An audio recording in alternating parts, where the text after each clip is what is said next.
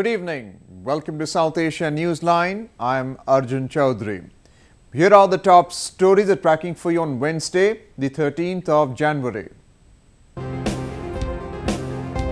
Blast near polio eradication camp in Pakistan kills over a dozen.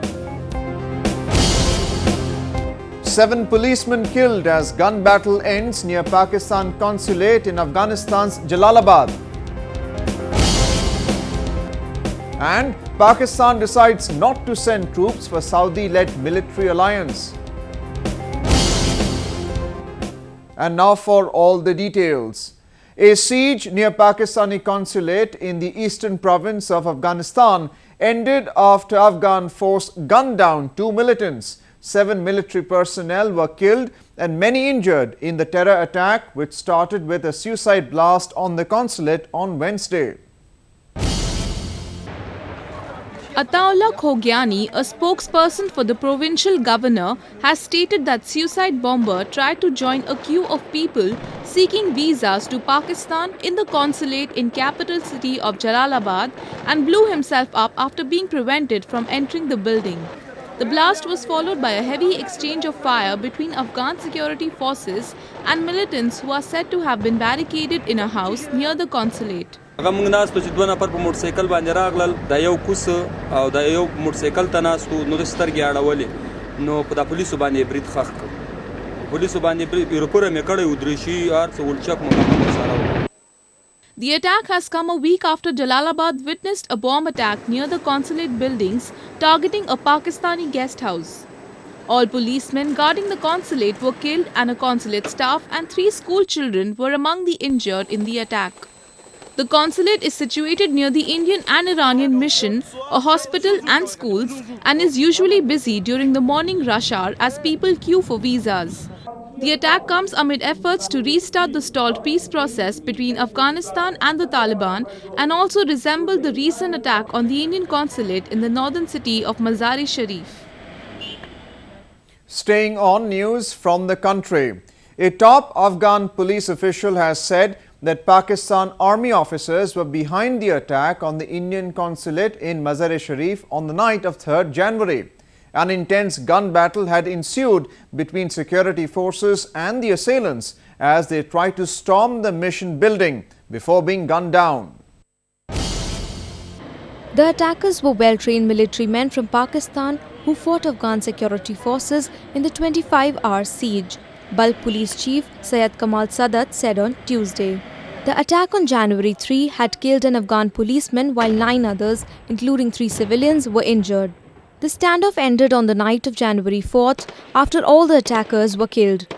We saw with our own eyes, and I can say 99% that those attackers were from Pakistani military and used special tactics while conducting their operation, said Sadat. The attackers were military personnel. They were educated and well prepared and had intelligence. They fought us, and only by Allah's grace were we able to control them and eliminate them, the Afghan police chief added. The attack also coincided with an assault by militants on an Indian airbase in Pathankot. The assaults were reportedly carried out to avenge the death of Afzal Guru, who was hanged for his role in the 2001 attack on the Indian Parliament. Indian authorities have blamed the Pathankot attack on Pakistan-based Jaish-e-Mohammed. Pakistan will not deploy ground troops as part of Saudi-led military alliance, its foreign office has said. Saudi Arabia had formed a multilateral military alliance of Islamic countries to fight terrorism. Pakistan had joined the 34-nation Islamic military coalition led by Saudi Arabia last month, but had not specified the extent of its participation. But with the 2 top Saudi ministers visiting Pakistan last week to talk on the issue, matters between Islamabad and Riyadh has been settled. Aziz said that Pakistan will be sharing intelligence with Saudi Arabia to counter terrorism. Pakistan might also train security forces of the member countries and provide military hardware. Pakistan has maintained a policy of not deploying troops on foreign soil except for UN peacekeeping missions. In the past, Pakistan has twice rejected US calls for joining alliances against the militant Islamic State group on the same line. At least 15 people were killed and 20 others injured in a blast near a polio center in southwestern Pakistan's city of Quetta on Wednesday. The blast was targeted at a security convoy on roadside near a polio vaccination center. Most of the victims were policemen who were guarding the polio workers. It was the third day of a 3-day anti-polio campaign which was launched in Quetta and other districts of Balochistan on Monday. The campaign in Quetta has been suspended following the blast. Polio workers have long been targeted in Pakistan by extremist groups who believe that polio immunization drive is a facade for espionage or a conspiracy to sterilize Muslims. The polio campaign was targeting 2.4 million children under the age of 5. Over 55,000 children of Afghan refugees were to be immunized under the campaign. Pakistan remains one of only 2 countries on the World Health Organization's list of polio-endemic countries besides Afghanistan. Moving on, locals in Pakistan-administered Kashmir have accused the government of showing no political will to facilitate people of the region by formulating welfare schemes. They say authorities indulge in corrupt practices which has hampered development in the remote Himalayan region. People of Pakistan-administered Kashmir see no end to their worries. As corruption becomes endemic in the region, rising poverty and joblessness are pushing many to the margins.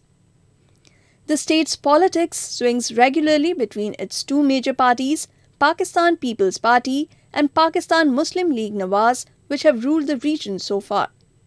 However, the strings of the local government have always been pulled by Islamabad.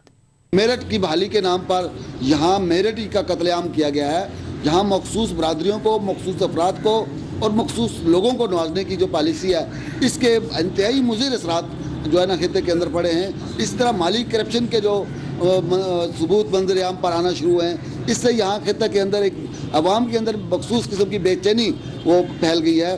रोज़गार के नाम पर लोगों को जो है ना उनके साथ जो है नाइंसाफ़ी की जा रही है। There are very few development projects in the region and education is in a state of sheer neglect.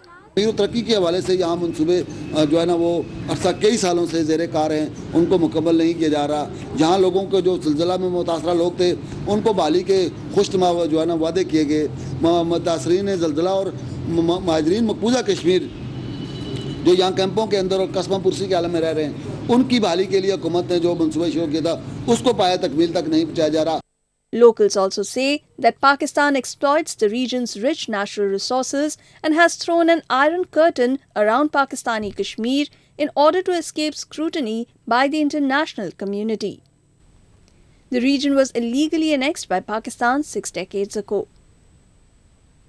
A United Nations report has stated that over 24 million children living in the war-torn countries are deprived of education, with Afghanistan among the 4 worst affected countries.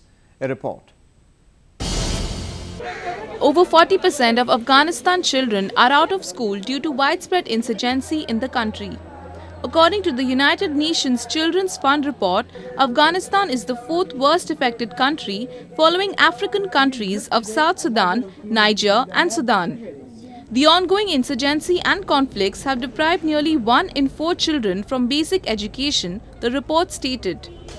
When children are not in school, they are at an increased danger of abuse, exploitation and recruitment into armed groups, said UNICEF Chief of Education Joe Bourne. Afghanistan Ministry of Education, meanwhile, blames the growing insecurity, poverty and wrong customs hampering Afghan children's access to school. With deteriorating security situation and financial crunch in war-torn Afghanistan, many children have opted out of school. Afghan girls especially have been badly hit due to the ongoing insurgency, as another UN report stated that over 210 schools were closed down in Afghanistan during the first 9 months of 2015, affecting the right of knowledge to 20,500 girls. It was an evening to reckon. Its memories will be etched on the minds of many for days to come as legendary Pakistani singer Ghulam Ali performed in India, leaving one and all spellbound. A packed indoor stadium in India's eastern Kolkata city witnessed ghazal maestro Ghulam Ali in all his might. फासिले ऐसे भी होंगे ये कभी सोचा न था. The 75-year-old singer left the audience asking for more as he effortlessly breezed through his melodious renditions. The evening was testimony to the fact that music knows no border.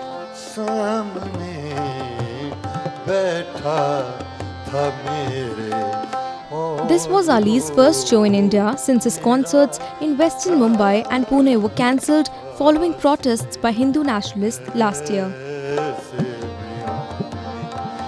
ये कभी सोचा न था. मैं बहुत शुक्रगुजार हूँ. मैं बहुत ही खुश हुआ हूँ कि मुझे इतने प्यार से सीएम से लेके और A to Z तक मुझे सब ने बड़े प्यार से और मेरे बेटे को भी सुना. और आप मेरी दुआएं आपके साथ हैं. अल्लाह आपको सबको बिल्कुल सुर में रखे. हाँ, ये इंशाल्लाह फिर दोबारा मुलाकात होगी. लहर सी उठी है अभी दिल में एक लहर.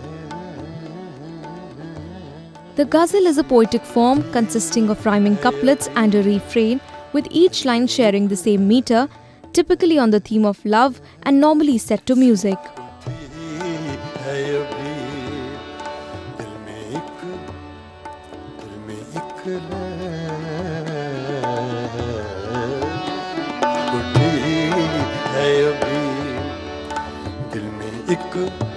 Well, that's the way it was in South Asia this evening. Before we conclude, the top stories once again. Blast near polio eradication camp in Pakistan kills over a dozen. 7 policemen killed as gun battle ends near Pakistan consulate in Afghanistan's Jalalabad. And Pakistan decides not to send troops for Saudi-led military alliance.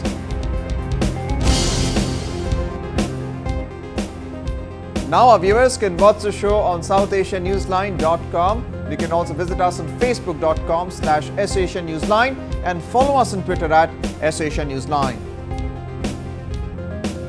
That's all in tonight's edition. We'll see you same time tomorrow. Good night.